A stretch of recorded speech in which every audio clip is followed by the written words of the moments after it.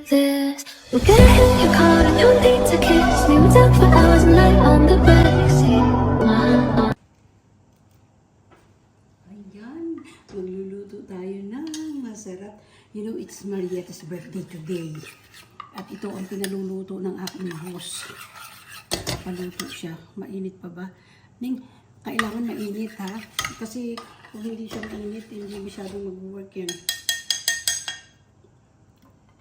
Saka kailangan tuyo ang strawberry.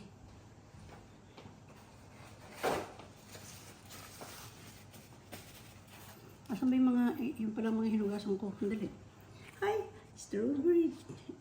Matagal ko na ipinakita ko sa inyo nun eh. Kaya lang, magbe-birthday si Marietta. Oh. Yan.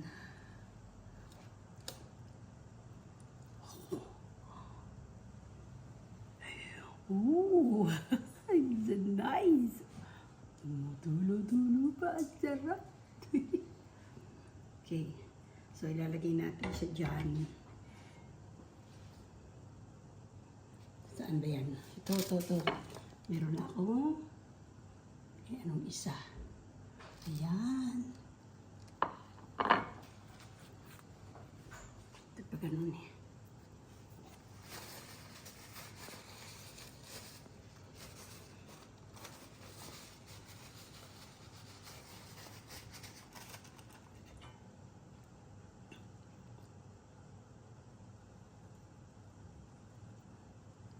Yan ang mga ano ni nanay.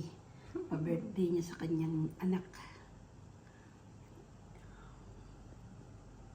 Happy birthday, Marietta, and happy birthday sa aking kapatid na nagdadaos ng birthday sa kanya sa Boracay kasama ng inay.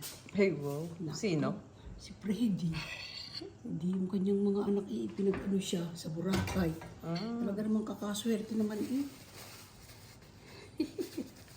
Ay, yung asawa ni... Maribek. Umuwi si Ate Maribik. Ay, hindi. Birthday lang yun eh. Wala palang papel. Diba? Nakakauwi yun. Darating.